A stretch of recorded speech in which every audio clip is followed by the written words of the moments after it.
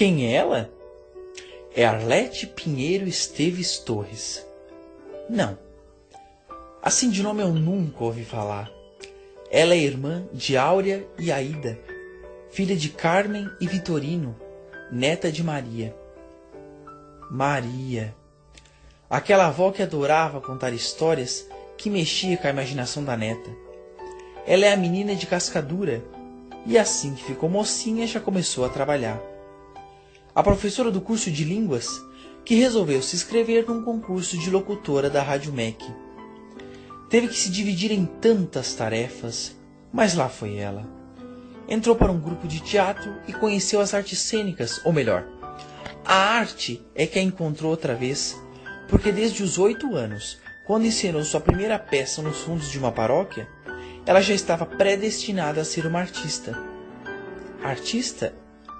Ela é locutora, atriz, radioatriz, escritora, até mudou de nome. Preferiu um que tivesse um certo humor. Humor? Não. Não importa o gênero, o negócio dela é interpretar. E com a chegada da TV Tupi, acabou sendo a primeira atriz contratada pela emissora. Que sorte! Das duas. Mas quem é ela? Bom, se na TV era tudo novidade, no teatro ela já ganhava o prêmio de atriz revelação. Impossível falar de um, de dois, no mínimo 50, 70, 100, 150. Sozinha? Jamais.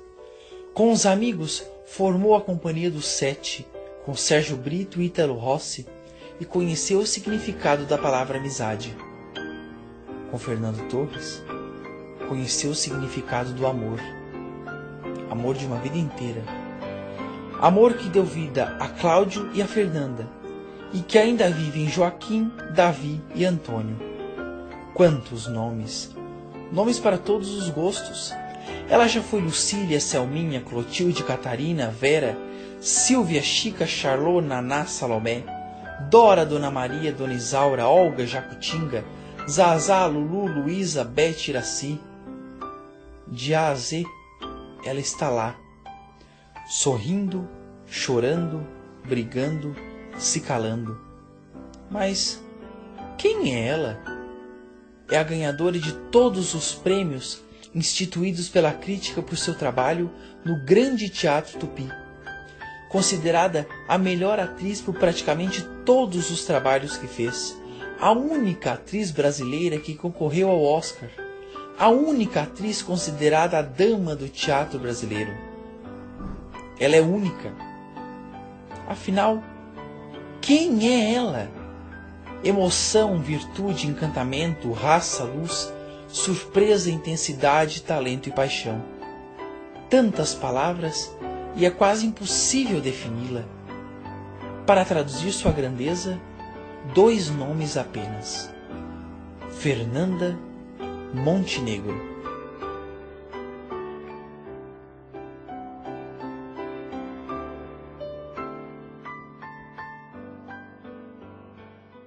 A minha, com o Fernando, é uma historinha assim, mas bonitinha, e ela fica enorme dentro da gente, porque somos nós que a vivemos.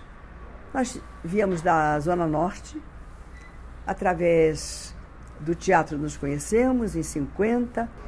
Aí nós começamos a nos olhamos e vamos. E namoramos assim gostosamente. A gente saía dos ensaios, a gente sentava na praia, de Copacabana, naturalmente. Por isso que eu estou contando essa história. Então ela não tem lance nenhum, a não ser o encontro, o tentar acertar um com o outro. O casamento foi numa igrejinha ali de São Cristóvão. E para espanto meu, ele estava tão emocionado, ele chorava tanto que quase não conseguia dizer sim. E aí, nós começamos uma vida em comum, realmente, e nos atuamos também, porque nunca deixamos de trabalhar dia e noite juntos no teatro. Nos perdoamos, nos reconciliamos, nos desentendíamos, retomávamos. Sempre, no dia seguinte, haverá uma possibilidade de continuar. Então vamos continuar. E assim passaram 60 anos juntos. Rio, eu te amo. A atriz ou era prostituta, o homem ou era gigolô ou viado, não tinha salvação.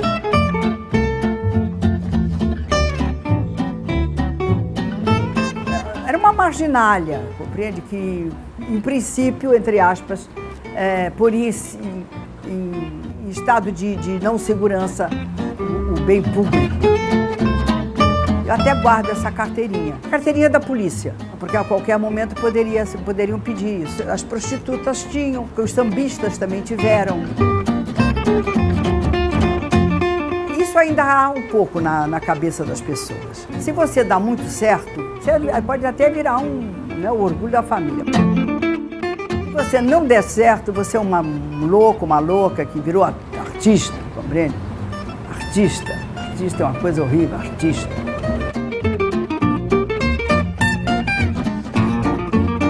A minha família foi uma família de imigrantes italianos e portugueses. Nem é da bota, compreende? Nós viemos da Sardenha, uma cidadezinha, de um vilarejo.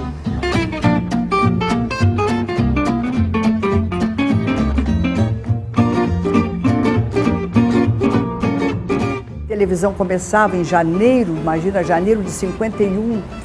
Aí eu fui fazer um programinha, e depois fiz um outro programinha, costurando uma ida à televisão. No início houve um susto de meus pais, porque imagina uma coisa maluca, né? De repente eles perceberam que eu não estava brincando, que eu levava aquilo a sério. Ninguém nem via os programas de televisão, não tinha aparelho de televisão, a gente fazia programa de televisão para ninguém. Os pioneiros da televisão no nosso ramo, todos nós fomos para fazer teatro. Hoje em dia tem essa coisa da televisão que perturba muito essa visão, porque esse entrar na casa das pessoas e virar um must daquela hora, naquele momento. Hoje a televisão, ela é dominada pela publicidade. Não quero discutir isso, a publicidade comanda. Há uma mistura de que ali você vai ganhar dinheiro, ali você não vai fazer uma arte, ali você vai ter um pulo para o sucesso. Isso a televisão imprimiu na profissão dita do teatro, né? Porque o teatro é duro, o teatro é um artesanato lento e a cada dia é uma batalha para você sobreviver. Artisticamente, não só economicamente, mas também do ponto de vista artístico. Pronto, eu fiz a luz. Dona Doida. É com esse título que Fernanda Montenegro volta ao palco. Volta interpretando poemas de Adélia Prado. Você sabe quem é Adélia Prado? É uma poeta brasileira, mineira, de Divinópolis. Ela mora em Divinópolis. Aliás, é um dos grandes nomes da literatura brasileira que não mora nos grandes centros, né? E a atriz Fernanda Montenegro está fazendo aqui no Rio, num grande centro, né, um espetáculo com textos de Adélia Prado. Né, Fernanda? É. Textos como? Ele tem na verdade, ele tem um desenrolar de uma personagem. Não é um recital. Não diria nem uma colagem. Ele resulta numa entidade, numa personagem feminina, atravessando todos os seus momentos de vida, desde o seu despertar como adolescente, como amor, como família, como ambição de uma arte e como um apaziguamento através do caminho da realização, vamos dizer, do seu talento, da sua busca de poesia. E como é que é essa viagem pelos textos da Adélia Prado? É uma viagem numa faceta da Adélia. Porque a Adélia é uma mulher múltipla, quer dizer, ela tem uma obra já bastante grande. E essa trilha, vamos dizer, essa visão confessional dela, né? Na verdade, ela foi elaborada durante algum tempo, mas esse final foi o Naum, que é um autor importante, que é uma pessoa que tem uma grande visão de unidade teatral, porque além do que ele é cenógrafo também, figurinista, quer dizer, um homem que entende toda a linguagem de um palco. E essa unidade, esse caminho da Dona Doida foi o Naum que pontuou. E é uma revisão também da vida da gente, porque a Adélia é uma mulher que já está nos 50 anos, temos mais ou menos uma certa experiência e passamos por certos problemas parecidos, né? De alegria ou de tristeza mesmo. E se eu fosse escrever alguma coisa um dia, eu escreveria. Eu gostaria de escrever isso que eu estou dizendo da Adélia, né? Eu queria que você mostrasse pra gente um pouquinho alguns trechos, né? Ela tem coisas delicadas, ela diz assim, minha mãe achava estudo a coisa mais fina do mundo. Não é. A coisa mais fina do mundo é o sentimento. Aquele dia de noite, o pai fazendo serão, ela falou comigo, coitado, até essa hora, no serviço pesado. Deixou pão e café, tacho no fogo com água quente. Não me falou em amor, essa palavra de luxo. Outro trechinho dela é muito bonitinho, que ela diz, uma ocasião, meu pai pintou a casa toda de alaranjado brilhante. Por muito tempo moramos numa casa, como ele mesmo dizia, constantemente amanhecendo. A linha central seria, então, a mulher mesmo. Seria a mulher. Visão, seria a sob o ângulo de uma mulher, digamos assim. Exatamente. A vivência de uma mulher, a esquizofrenia da mulher, né? Esse ser dividido entre essa condenação a esse cotidiano, né? De limpar a bundinha de criança, tá entendendo? E, ao mesmo tempo, beijar essa criança e essa criança ser a sua eternidade, né? Agora, é interessante também nessa trilha do Naum, porque você não sai, não é um recital. Você sai com uma trajetória de uma personagem que começa vamos dizer, um passar a sua vida em cena. Né? E fala de sua família, fala de seus amores, de suas ambições, de suas frustrações e principalmente do seu grande sonho, que é a grande realização da vida, né? Ela tem uma hora que diz, o sonho encheu minha vida e é dele que eu vou viver, porque o sonho não morre. É um espetáculo muito cheio de vida. É um espetáculo, eu acho que de mulher para mulher. E espetáculo de mulher para mulher não pode ser um espetáculo sem vida, né? É engraçado que é um espetáculo de mulher para mulher, mas hoje a presença do homem é bem-vinda, né? Ela não está proibida. Ele é decantado, né? Ele é decantado. Tem diversos cantos para diversas possibilidades de homem, né? Desde o filho, pai, marido, amante, né? Será que essa que é a maneira de ser feminista, feminina? Não sei, não é? Eu acho que deve haver, e há certamente, muitas maneiras de sensibilizar o relacionamento humano, não é? Cada um tem a sua maneira, cada um joga o seu jogo. E eu acho que essa forma da Adélia é uma Adélia bastante comunicativa e bastante tocante. Não creio que se fique, vamos dizer, indiferente a uma escrita dessa, não é? Pode-se dizer que ela não é uma radical, entendendo? Tem lá as suas fraquezas. Ela diz, emancipada eu não quero ser amada. Isso pode arrepiar um pouco uma feminista, né? Mais convicta. Mas eu acho que é bonito isso. Eu quero ser amada. De lindas mãos e boca de fruta. E é com muita felicidade que eu abro a minha janelinha lá e digo, um trem de ferro é uma coisa mecânica, mas atravessa a noite, a madrugada, o dia, atravessou a minha vida, virou só sentimento. Você está encantada. Eu estou, autor de grandes romances. Eu queria que você contasse pra gente a Doida ou Santa. A Doida ou Santa, ela se chama muito de doida, tem muita poesia da Adélia, muita matéria dela nos livros, onde ela se diz doida. E ela tem um poema também bonito, que diz assim, uma noite de lua pálida e gerânio, ele viria com boca e mão incríveis tocar flauta no jardim. Estou no começo do meu desespero e só vejo dois caminhos, ouvir o doida ou santa. Eu, que rejeito e exprobo o que não for natural como sangue e veias, descubro que estou chorando todo dia. Os cabelos entristecidos, a pele assaltada de indecisão. Quando ele vier, porque é certo que vem, de que modo vou chegar ao balcão sem juventude? A lua, os gerânios e ele serão os mesmos. Só a mulher entre as coisas envelhece. De que modo vou abrir a janela se não for doida? Como a fecharei se não for santa. E vai por aí afora. Tá legal. Obrigada. Obrigada a você e obrigada a vocês também. Gente, uma boa tarde, um bom final de semana e até segunda. Eu acho que o teatro no Brasil é sempre um ato romântico, mas não estou falando do romantismo decadente. Eu estou falando daquele, ouso falar, de um romantismo lá na sua nascente, lá em Schiller, em Goethe, sabe, lá no mundo onde ele nasceu, que é o mundo alemão. Eu acho que é essa dimensão, assim, que o ato teatral tem no Brasil. É sempre um gesto de loucura e de amor. Se você for pegar qualquer movimento do teatro brasileiro e ele for equacionado no papel, se for pensar na produção, nos orçamentos, aí você não vai fazer teatro no Brasil. Você tem que ir fazer. Se você saiu vivo daquilo, maravilhoso. Se você morreu no caminho, não tem importância, que você vai renascer e você vai tentar de novo. Essa é a ideia geral.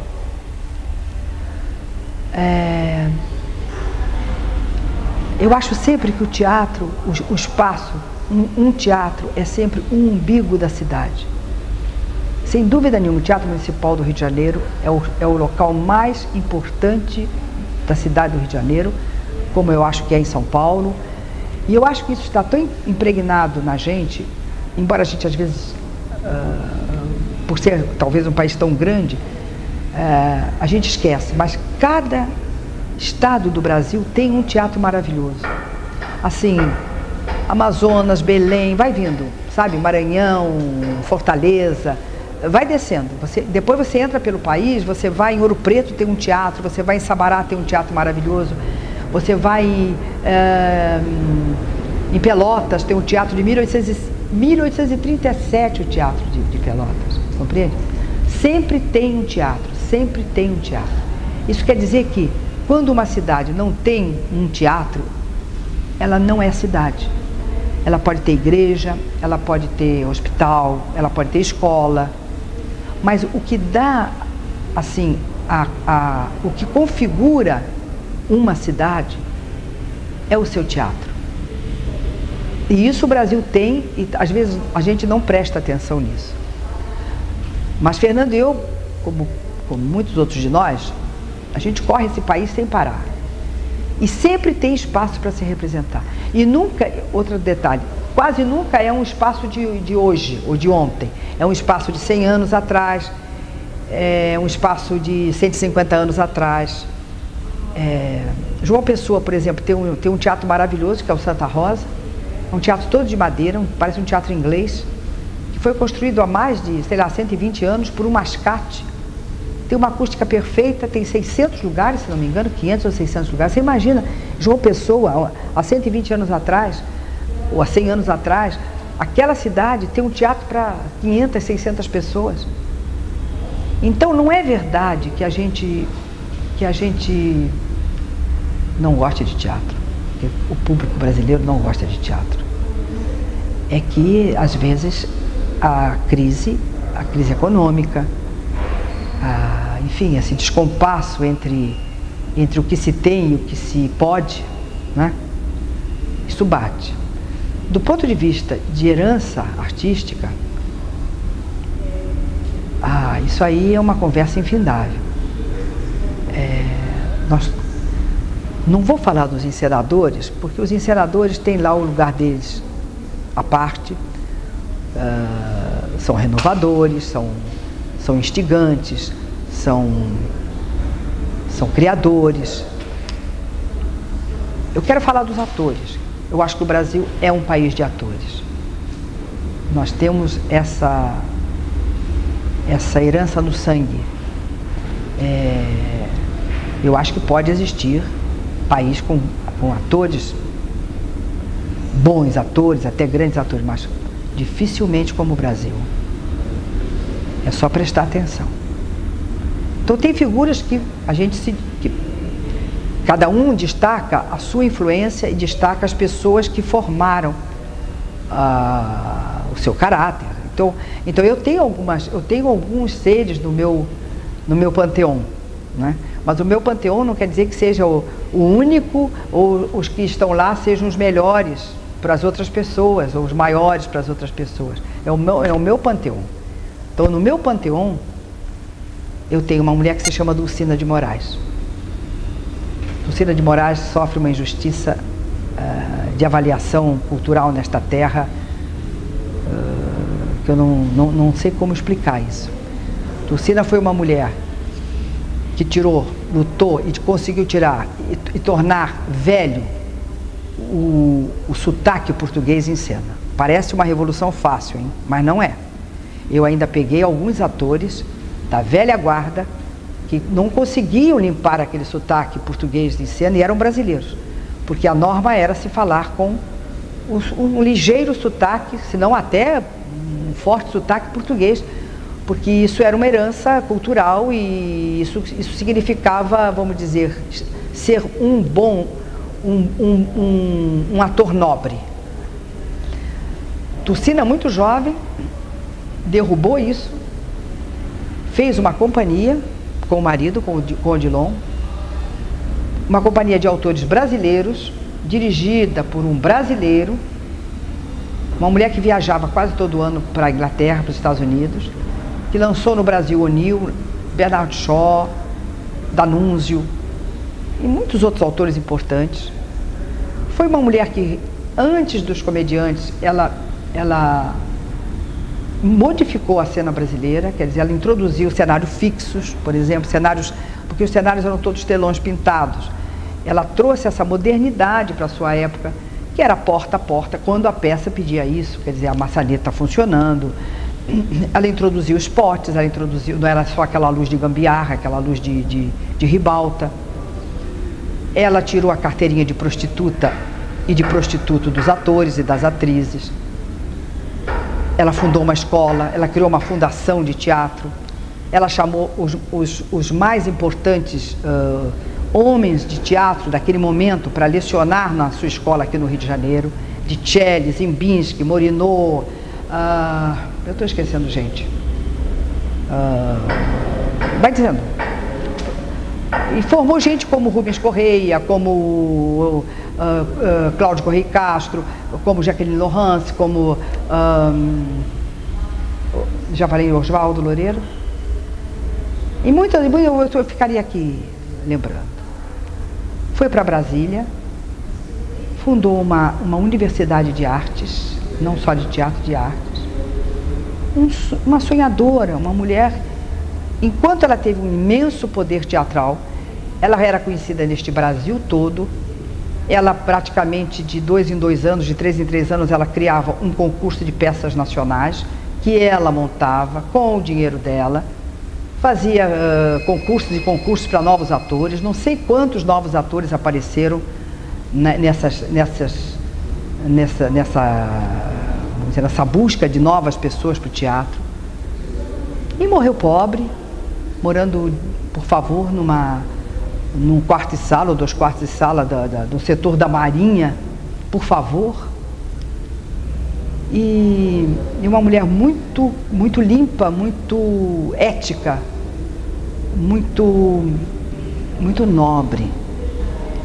Então eu tenho pela Dulcina um referencial assim muito grande, muito grande. Tem Bibi Ferreira, que eu sempre digo que Bibi Ferreira vamos dizer, não é tão mais velha do que eu, mas é um pouquinho mais velha do que eu. Eu queria ser Bibi Ferreira quando crescesse, porque são influências do Rio de Janeiro. E trabalhei com uma mulher extraordinária que se chamou Henriette Morinot. Essa me deu 2 anos de uma escola que eu teria que, sei lá, ir para a França para fazer, ou uma escola que aqui, assim, para a formação de ator, naquela época não tinha como trabalhar com a Morinot. Vamos dizer que essas 3 mulheres, mas tem outras atrizes, quer dizer, tem outros referenciais culturais, como é o caso de Cacilda Becker, que infelizmente morreu jovem, morreu muito moça, não completou a sua imensa, extraordinária trajetória. Uma atriz sensível, plena, insubstituível. E Olha, se a gente começa a lembrar, mas só lembra atrizes, não lembra atores, não é? Aí eu lembro Procópio, eu lembro o meu Rio de Janeiro, porque eu sou uma carioca perdida de amor por isso aqui. Eu toda respiro essa cidade, né? Eu fui formada aqui. Eu sei o que foi a Cinelândia, o Teatro da Cinelândia, eu sei o que foi o Teatro da Praça Tiradentes, eu sei o que foi o Teatro do Pascoal Carlos Magno, e tantas outras expressões assim de participação artística, cultural, popular. Então, são as pessoas das quais eu me lembro. Então, esses comediantes da Cinelândia, por exemplo, a começar por Alda Garrido, pela Dercy Gonçalves, meu Deus, Dercy Gonçalves é uma das tantas mulheres do meu panteão.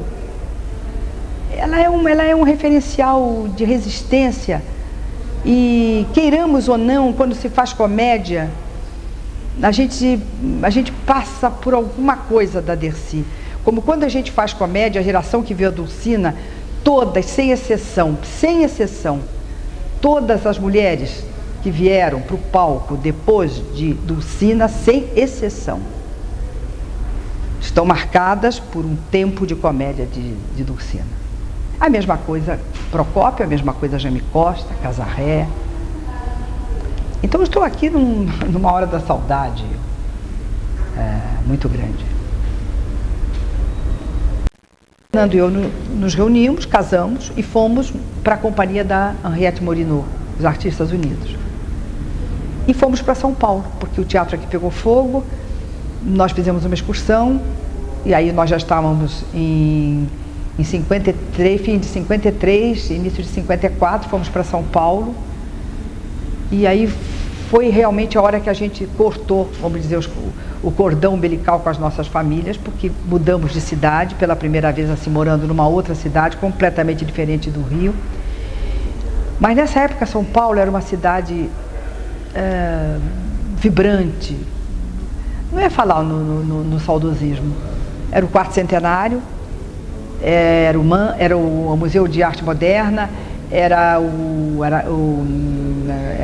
Ibirapuera, era a criação de orquestra sinfônica, de corpo de balé, era o TBC, era o Teatro de Arena começando, era Vera Cruz, Maristela, enfim, São Paulo fervilhava, todo o Brasil foi para São Paulo nessa época. E nós também fomos. Quando a gente ama, a gente vence tudo. Não há empecilho, não há nada.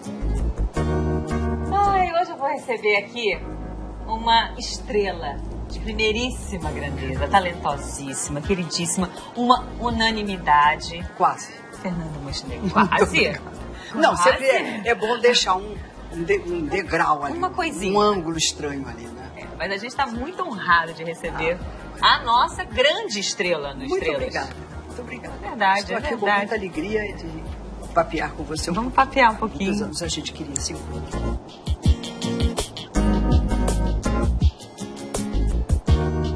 Como é que é teu nome? Marcelo. Marcelo, você botou uma água quente numa flor. Olha aqui. Ah, jasmim, não é? Vai virar um jasmim, uma flor. Mas o que vai acontecer? Ele vai fazer o chá nessa flor, é isso? Com o tempo ele vai virar uma flor deslumbrante. Você passa muita tranquilidade, muita...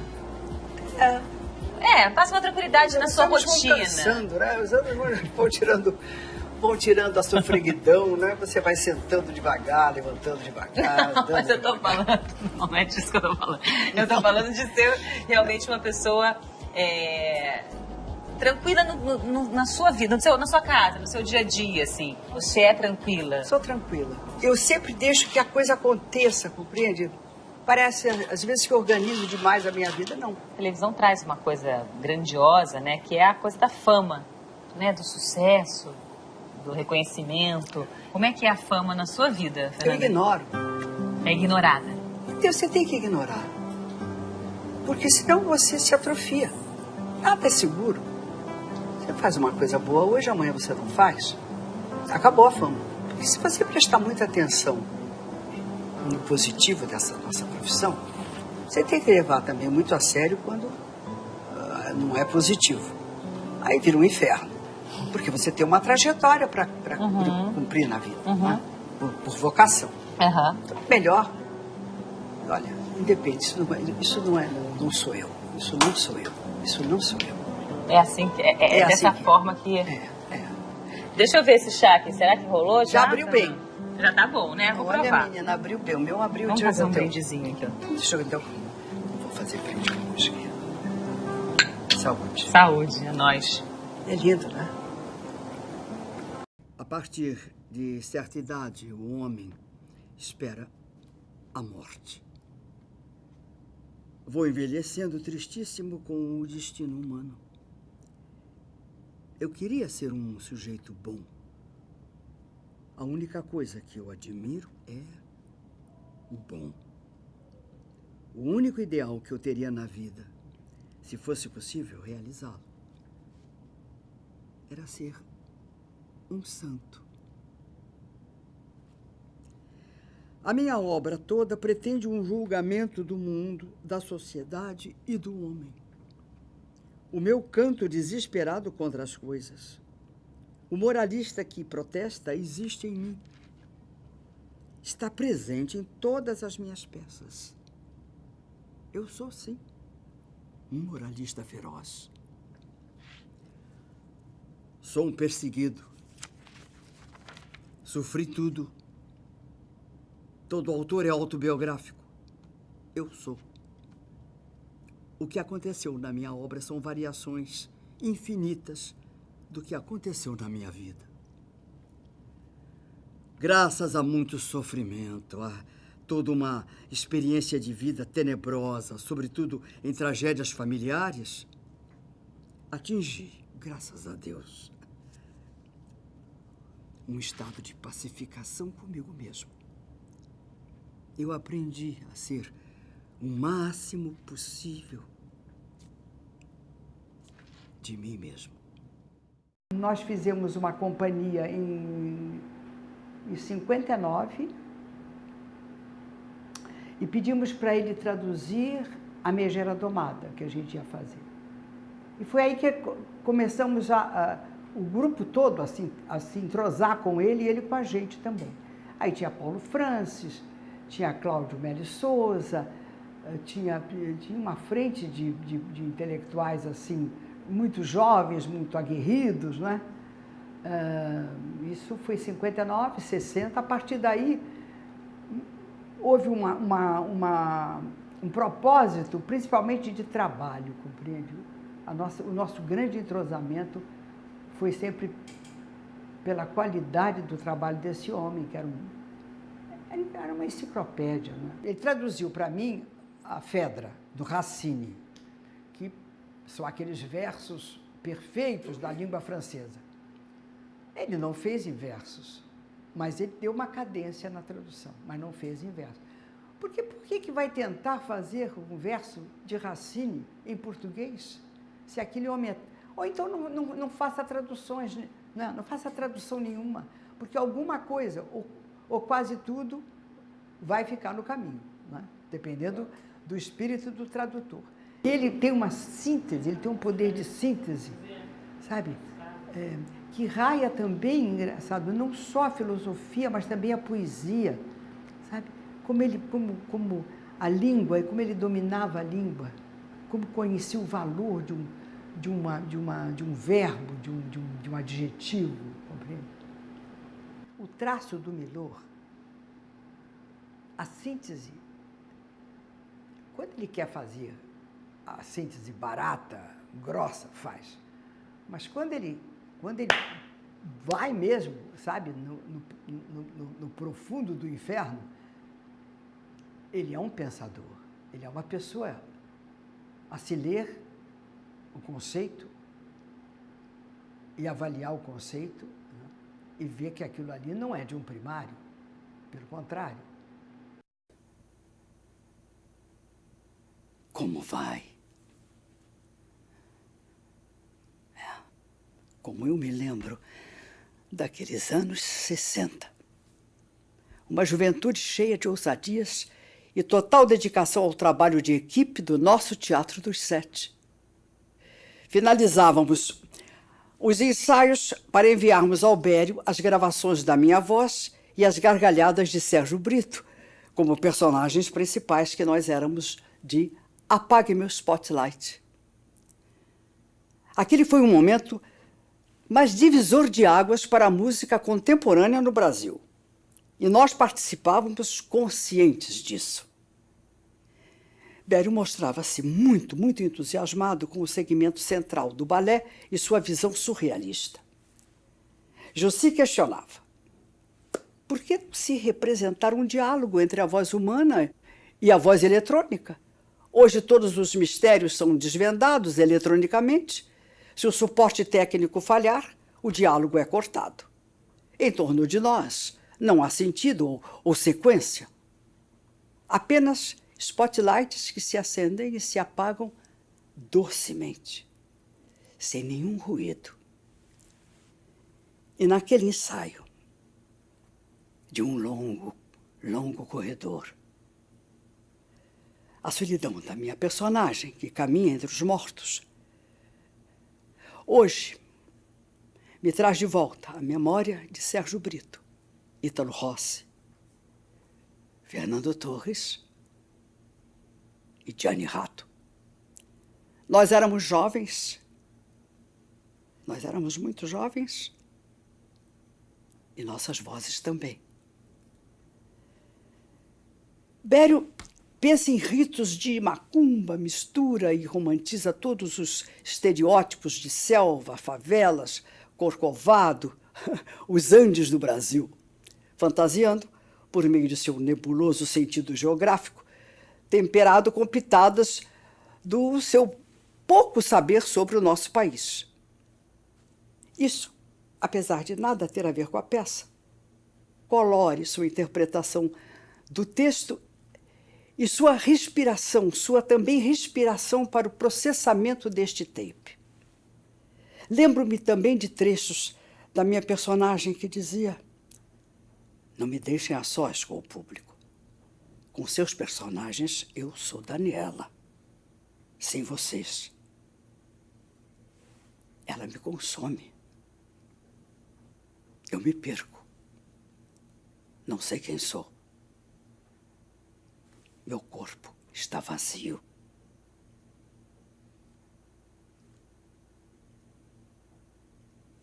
Felizmente, Bério atrasou a viagem, pois exatamente naquela data estávamos em pleno ensaio no Teatro Ginástico, quando ouvimos as dramáticas notícias de que o presidente Jânio Quadros havia renunciado e deixado o país à beira do caos.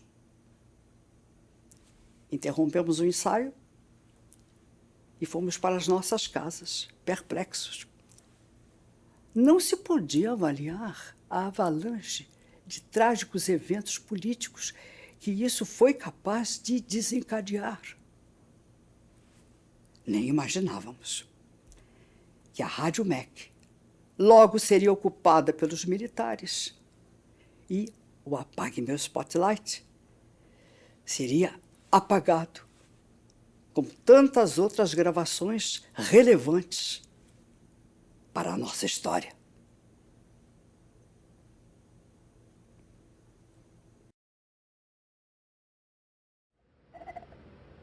Eu, geralmente, quando me perguntam o que é que você diria para um ator que está começando, eu sempre digo: desista.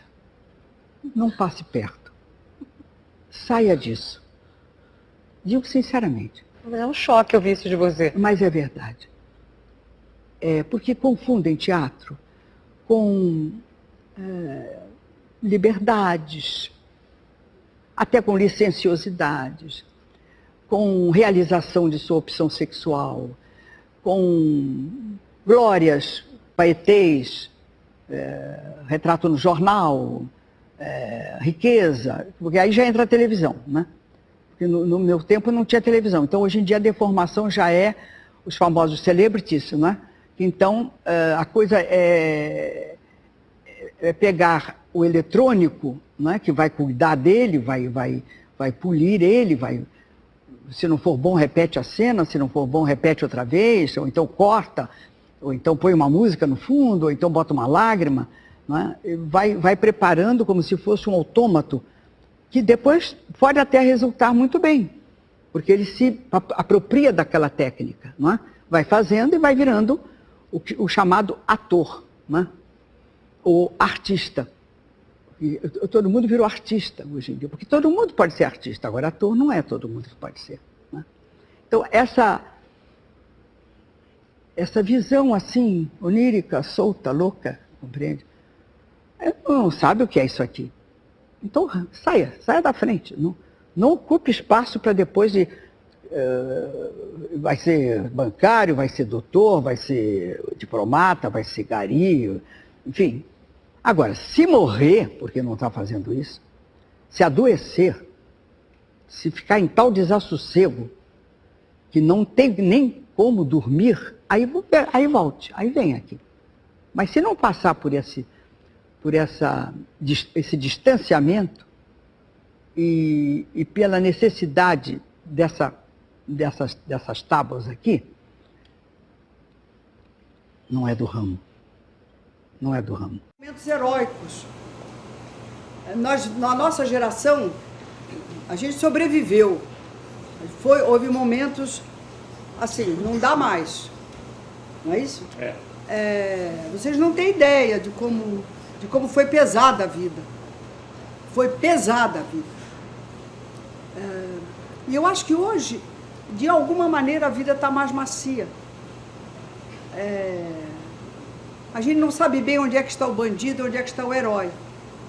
Naquele tempo a gente sabia onde estava o herói e onde estava o bandido. Claramente. Né?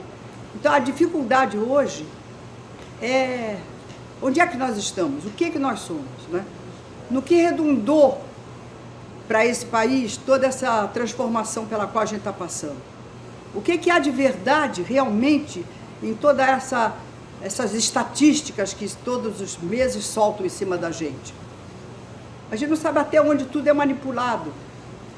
Nesses velhos tempos difíceis, a gente sabia onde estava o bandido, né?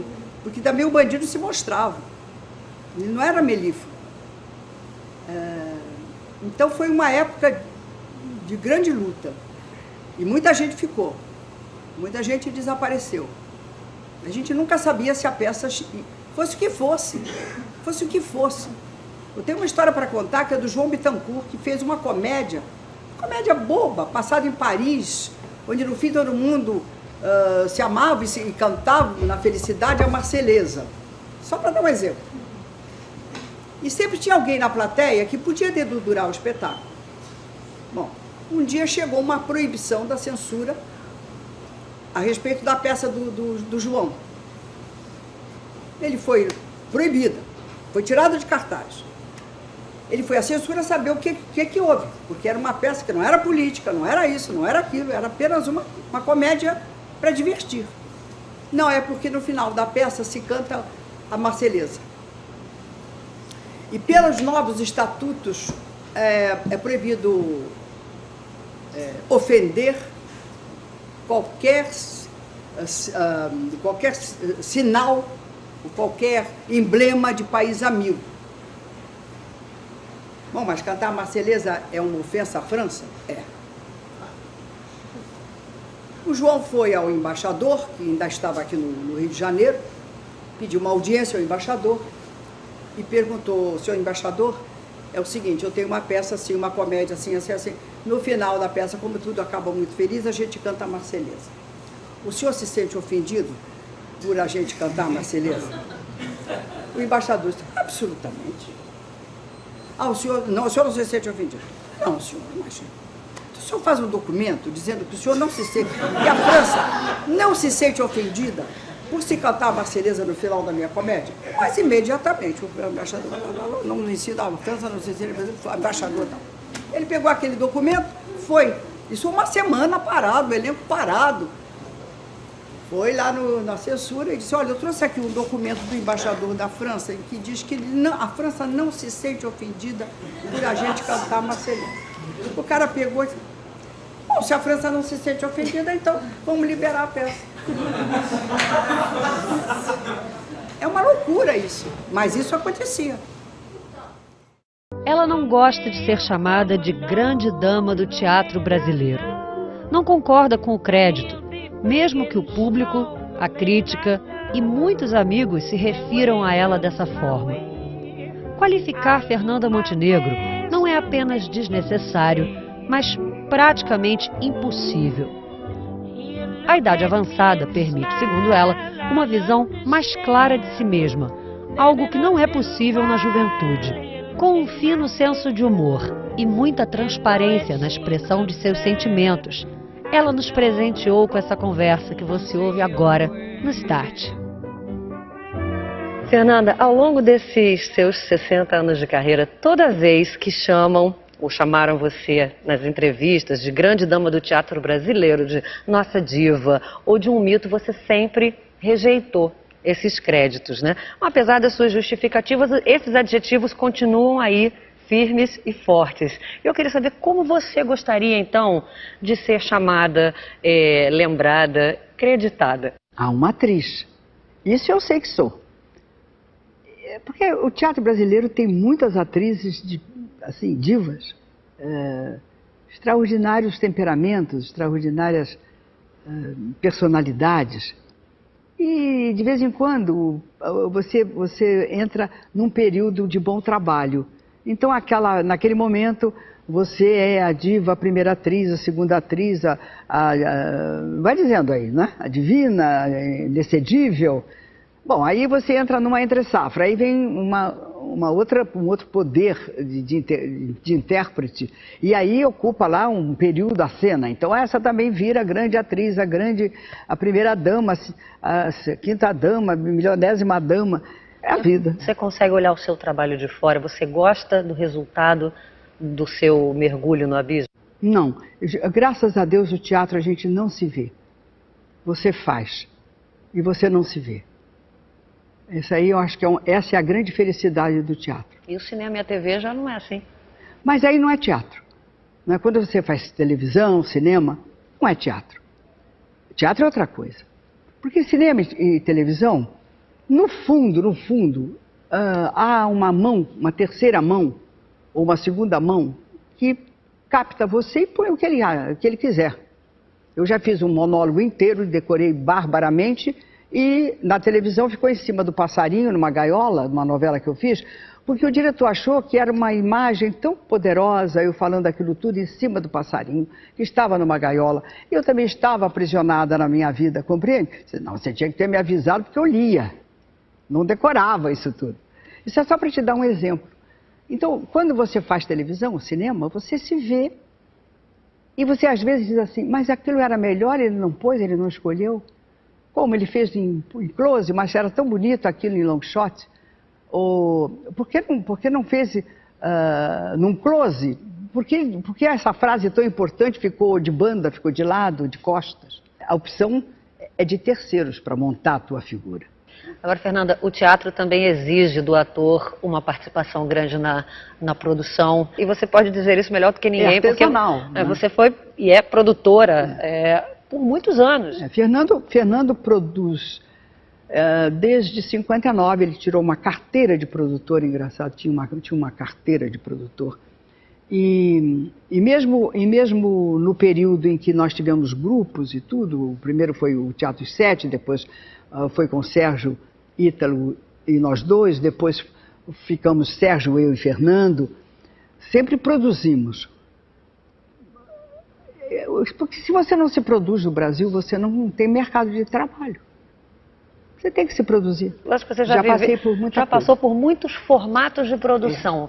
E agora, você acha que o teatro está em que formato de produção? Eu queria saber o seu modo de pensar em relação à cultura hoje, ao modo de produzir cultura. Eu acho uma coisa, durante 30 anos por aí, quem quisesse fazer teatro no Brasil, ia a um banco, com raras exceções, de vez em quando aparecia uma companhia oficial, né, ou do Estado, ou do município, se não me engano, até federal, se não me engano. Mas, enfim, ia-se naquele banco, fosse você produtor, ator, diretor de uma comedinha ou de um grande texto, uma coisa com menos gente, com multidão, ia num banco, levantava dinheiro e se pagava com a bilheteria Se fazia teatro de terça a domingo, no Rio havia o hábito da matinê às quintas-feiras, geralmente fazíamos 3 sessões no sábado, depois passamos para 2. Às vezes fazíamos 3 no domingo, depois passamos a fazer 2. O nosso trunfo era a bilheteria. Então a gente ia ao teatro, ia ao banco, fazíamos o levantamento e pagávamos com os chamados papagaios. E aí o banco era reconhecido, como eu digo sempre, o gerente trazia a gente até a porta, estamos às ordens. A partir dos militares, o governo começou a dar patrocínios, e veio vindo, Lei Sarney. Então, queira ou não, hoje em dia, o que você fizer, você tem que passar pelo crivo estatal, né? A cultura está nas mãos, absolutamente nas mãos do governo. E você passa por essas comissões que tem que ter. É claro que uma comissão tem uma ideologia, tem uma política, tem simpatias, tem antipatias. Então... Penso na sua formação, que começou justamente na rádio, né? O primeiro meio de comunicação, assim, mais básico. E eu penso hoje que para os jovens atores que querem ser você quando crescer, né, que ele tomou como exemplo de carreira, de caminho, de coerência artística, que formação se pode ter hoje com um tempo que mudou tanto, com um mundo que mudou tanto, né, com mais disponibilidade de informação ou mais velocidade? Você tem que se ilustrar na medida do possível, não precisa virar uma escola, compreende? Mesmo que seja a orelha de livro, mas você tem que ter uma informação geral sobre o momento que você vive, sobre a herança cultural que você está tendo do seu país ou mesmo lá de fora. Você tem que estar por dentro, quanto mais não seja ler um jornal por dia, ler um livro por mês, ouvir música, ouvir toda a qualidade de música. Não há nada que te imante mais, que te ponha mais dentro do seu mais íntimo sentimento do que o som, do que uma boa música. Eu geralmente, quando me perguntam o que você diria para um ator que está começando, eu sempre digo, desista, não passe perto, saia disso. Digo sinceramente. Mas é um choque ouvir isso de você. Mas é verdade. Porque confundem teatro com liberdades, até com licenciosidades, com realização de sua opção sexual, com glórias, paetês, retrato no jornal, riqueza, porque aí já entra a televisão, né? Porque no meu tempo não tinha televisão, então hoje em dia a deformação já é os famosos celebrities, né? Então a coisa é pegar o eletrônico, né, que vai cuidar dele, vai polir ele, se não for bom, repete a cena, se não for bom, repete outra vez, ou então corta, ou então põe uma música no fundo, ou então bota uma lágrima, né, vai preparando como se fosse um autômato, que depois pode até resultar muito bem, porque ele se apropria daquela técnica, né, vai fazendo e vai virando o chamado ator, né, ou artista. Todo mundo virou artista hoje em dia, porque todo mundo pode ser artista, agora ator não é todo mundo que pode ser, né? Então essa visão assim, onírica, solta, louca, compreende? Não sabe o que é isso aqui. Então saia da frente, não ocupe espaço para depois vai ser bancário, vai ser doutor, vai ser diplomata, vai ser gari, enfim. Agora, se morrer, porque não está fazendo isso, se adoecer, se ficar em tal desassossego que não tem nem como dormir, aí volte, aí vem aqui. Mas se não passar por esse distanciamento e pela necessidade dessas tábuas aqui, não é do ramo. Não é do ramo. Fernanda, nessa biografia que a jornalista Lúcia Rito fez já tem 25 sobre você, anos, mas acho que já tem 30 anos. Esse trabalho tão bonito que ela fez, sua filha, Fernanda Torres, diz que você é a atriz mais louca que ela já viu em cena e que você interpreta numa zona de risco, de perigo, em cima de um muro tão perigoso, que isso é que é surpreendente para ela. E eu queria saber em que zona de risco você está agora. Existe alguma personagem, algum projeto, alguma tentação, algum sonho antigo? Eu vou retomar a Simone de Beauvoir, o Viver Sem Tempos Mortos, que eu não considero uma peça de teatro. Eu considero uma leitura de um trabalho que essa mulher deixou, que é um modestíssimo trabalho de compilação de uma mulher emblemática, que hoje assim, está até esquecida, mas que, para a minha geração, que foi adolescente e se tornou adulta nos anos 40, essa mulher foi um marco, uma divisão de águas, né? Minha pergunta é se você considera que você viveu sem tempos mortos, ou se você vive sem tempos mortos. Eu não tive tempos mortos. Se há algum orgulho que eu tenho na minha vida, desde que eu me entendo, nunca vivi com tempos mortos. Não só no teatro, mas na minha vida. Na minha casa, na minha família, com meus amigos.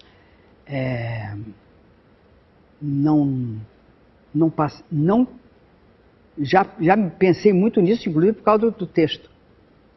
Não tive tempos mortos na minha vida. Eu tenho uma energia brutal, não tenho talvez nenhuma... vamos dizer, responsabilidade nisso. Eu sou uma mulher dinâmica, eu sou uma mulher não é do trabalho, eu sou uma mulher da ação. Você também, num outro momento do livro, você diz que o teatro ele é mais amoroso com o envelhecimento do que o cinema e a televisão. É inevitável. Então relaxa. Senão você vai ficar pior. Né? Ou se você tem que se cuidar, você tem que, sei lá, tomar seu banho, ao seu médico, escovar seus dentes, ser um dentista, não é? Fazer seus exames, procurar ter saúde. Eu já comi muito mais, hoje em dia eu como menos, também porque tenho menos fome, já fui voraz. Hoje em dia já como menos, porque a própria natureza vai te indicando o caminho. Você pode ter um dermatologista, uma dermatologista que te dê alguma luz na sua cara, não é isso? Mas deformá-la é uma ilusão. Vamos dizer que eu agora fizesse uma plástica extraordinária. Eu ia ter 70 anos. Tiraria 10 anos da minha vida. Porque tem uma hora que não adianta costurar. Mas também não sou contra quem faça. Se sente bem, se vai ficar feliz, né? Porque muitas dizem que é como tomar um banho, né? Bota tudo, põe as coisas todas no lugar, tudo bem. Mas eu também não fico aqui achando que eu sou especial por causa disso, não. Na verdade, também, eu nunca fiz a minha vida profissional pela beleza, compreende? Porque aliás, eu sempre me achei mais para enfesadinha do que para beleza. Eu nunca fui um tipo de beleza. Eu sou de uma geração de mulheres deslumbrantes. Deslumbrantes. Então, não adiantava eu fazer esforço. Nem me passava pela cabeça. Imagina. Mas se você lembrar as mulheres da minha geração, Marta Rocha, Maria de la Costa, Tônia Carreiro, Adalgisa Colombo, Danusa Leão, umas um pouco mais de idade, umas um pouco menos, eu já estou esquecendo gente. Acho que o Brasil nunca teve uma frota de mulheres como essa. Eu era muito magra, eu pesava 40 quilos, 44 quilos, né? Só tinha cabelo e olho. As mulheres tinham bunda, tinham peito, tinham cintura, né? Tinham os decotes bator, né? As bolotinhas aqui saindo por cima. Não. Então eu sou muito agradecida, na verdade, ao teatro. Porque tudo que eu tenho na vida veio do teatro. Tudo. Minha família, o homem que eu tive na minha vida, que entendeu, um homem corajoso, ter uma mulher do lado fazendo sucesso como eu fiz na vida, e o meu homem ajudando, me apoiando, desenvolvendo o processo para eu ir junto com ele, e ele comigo. O teatro me obrigou a estudar, além do código convencional, sabe? O teatro me sensibilizou por outras zonas. Então eu nunca esperei, nunca estou fazendo isso de charme, nunca esperei que tivesse esse reconhecimento tão... que eu tenho, sim, não vou ser imbecil de fingir aqui que não tenho reconhecimento. Tenho, mas eu quando comecei lá, não achava que eu queria fazer o meu ofício, porque eu venho de uma família de gente que trabalha, que trabalhou a vida inteira e vivendo do seu salário, de assalariados. Eu venho de uma família de assalariados e que tem ofício. Quer dizer, a única maneira de vocês, sempre puseram na minha cabeça, de você ser um ser livre, é você ter um ofício e ganhar dinheiro com o seu ofício e não depender de ninguém, seja muito ou pouco que você ganhe.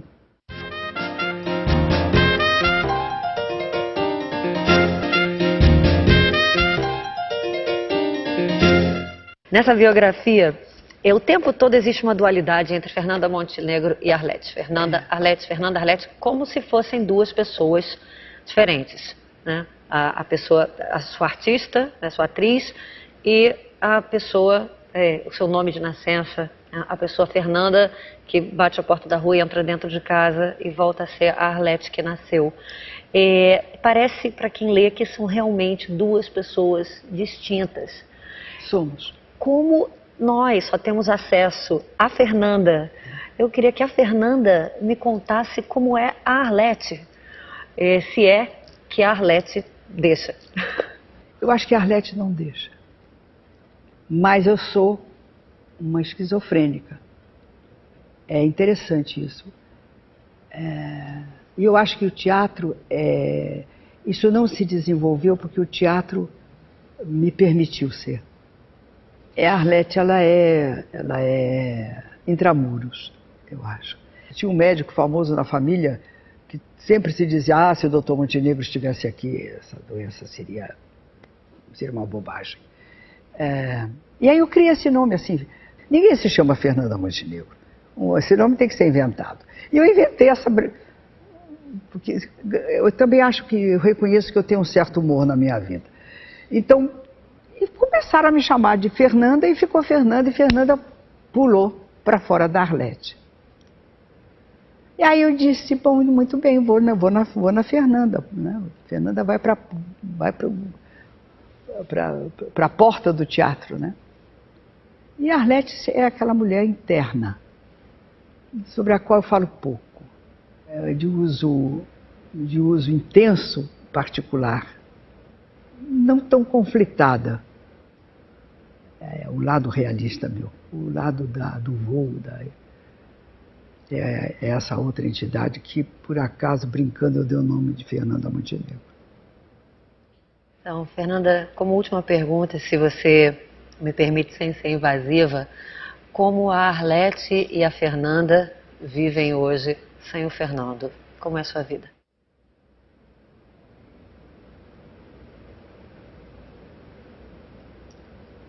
Difícil. E, ao mesmo tempo, se sobrevive sem doença, sem graças a Deus, sem maiores consequências de fundo depressivo ou de solidão. Mas não se vive 60 anos com uma pessoa. Uma vida não assim num mar de rosas, como todo par, seja de que sexo for, com desavenças, com desencontros, com lutas, com idas e voltas, com situações limites, né? Mas que se resistiu, e que se resistiu, não quero nem saber por que resistiu ou como resistiu. A verdade é que resistimos. E no fim de 60 anos, graças a Deus resistimos. Quer dizer, graças a Deus tivemos a carnificação desse encontro de uma forma tão apaziguadora e, portanto, extremamente saudosa. Porque, não como Brecht diz nas Selvas da Cidade, a mocidade foram os melhores anos da nossa vida. A mocidade foram os melhores anos da nossa vida sem que a gente tivesse consciência. Mas os últimos anos da nossa vida foram anos de consciência, de um encontro na consciência e na apaziguação. Então, se a coisa tivesse tido um desenrolar lá, talvez não doesse tanto. Mas o apaziguamento nos tempos finais de uma vida, né, a caminho do final de uma vida, é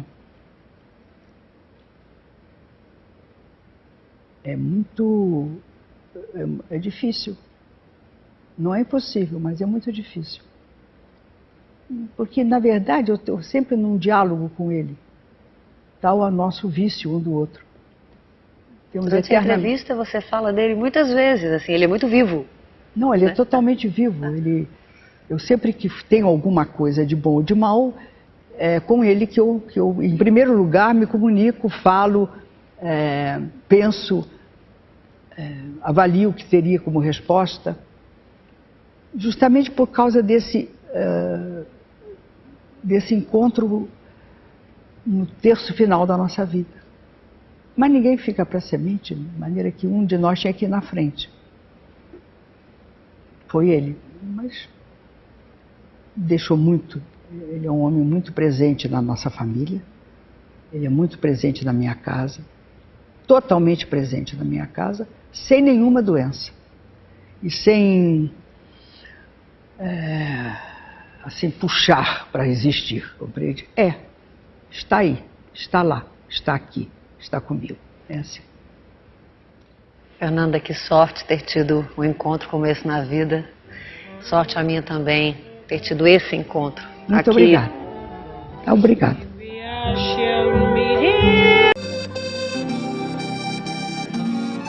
A transformação não é só na aparência.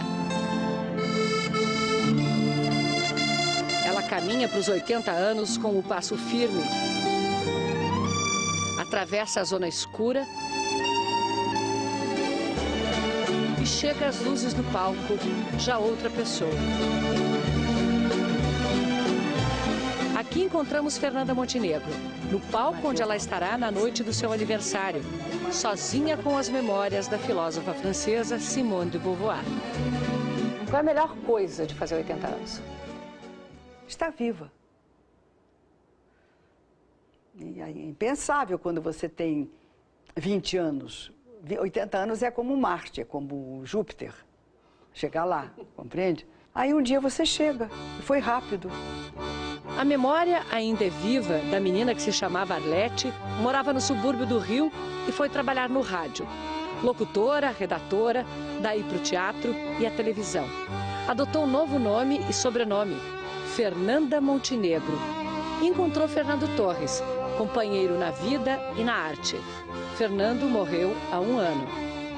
Essa é a primeira vez que você está subindo a um palco sem ter a participação do Fernando, ou na produção, ou na direção, ou atuando.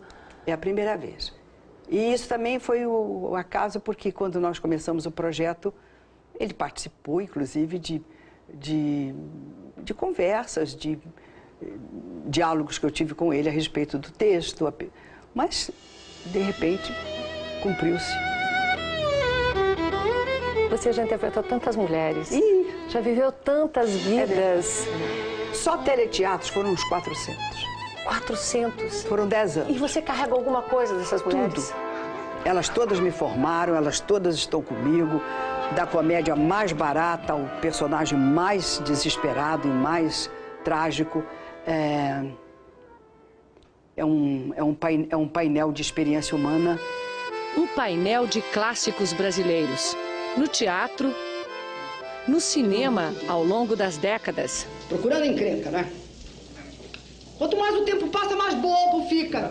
Nas novelas, Fernanda foi má e forte, como a Chica Newman, de Brilhante. Isso aqui é mais terrível. A Bia Falcão, de Belíssima.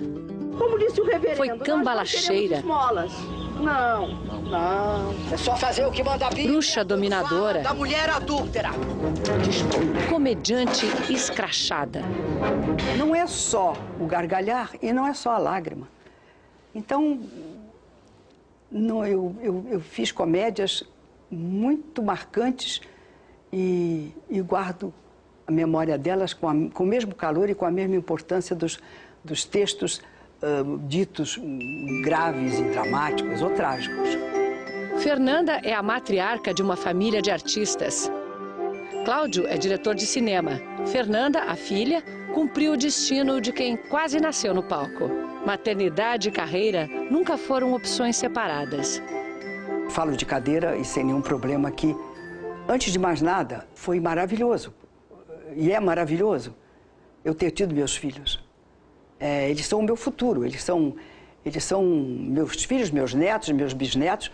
Se eles se desdobrarem pelo tempo, eu estarei no ano 3000. Eu seria muito infeliz se não tivesse tido meus filhos. Eu não seria uma mulher completa. Agora eu sei que também você é uma avó que gosta de estragar os netos. Não muito, mas um pequeno chocolate de vez em quando, um pequeno arroz branco de vez em quando, um pouquinho de pão branco de vez em quando. Isso não acho que isso esteja destituindo minha filha junto aos filhos dela.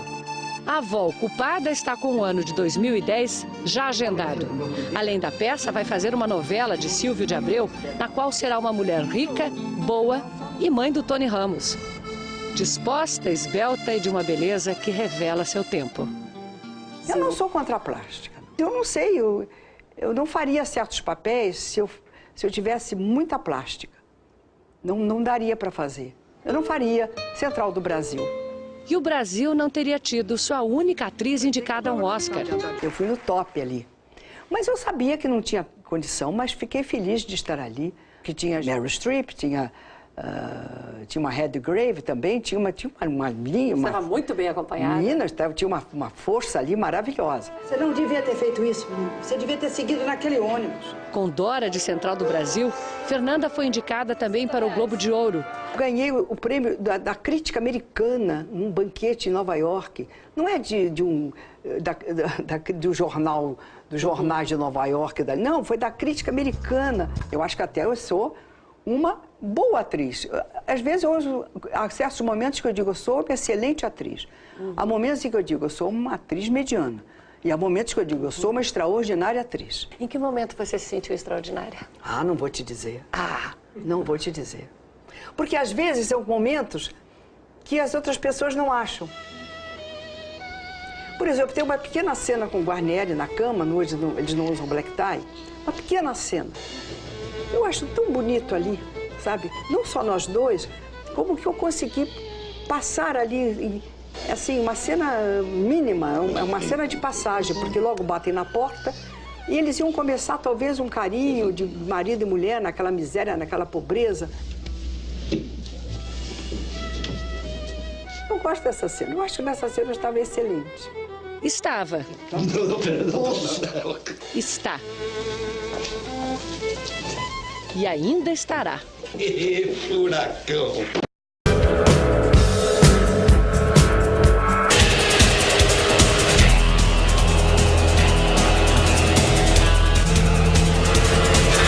Ela vem chegando, ela vem chegando.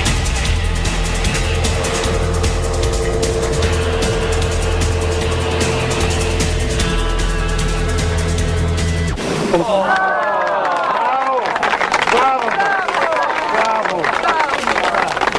não quero olhar. Pousou? Pousou.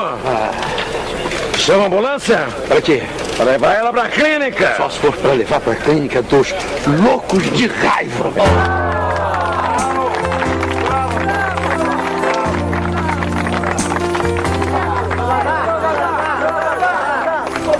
Foi mais um golpe publicitário?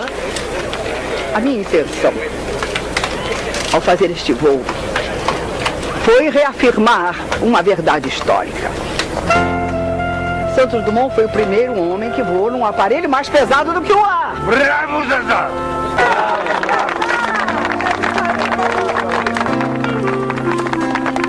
Muito obrigado. Muito obrigado. Sempre me enfeitei. Sempre. Quando eu vivia na zona, eu só andava de calcinha e sutiã de renda preta. Mais tarde, quando fiquei mais velha e virei cafetina, foi aí que eu relaxei um pouco. Você sabe o que quer dizer cafetina? Eu uso essa palavra, cafetina, porque eu não tenho medo das palavras. Você tem medo das palavras? Tenho sim, senhora. Minha queridinha, eu vou tomar cuidado para não dizer nenhum palavrão.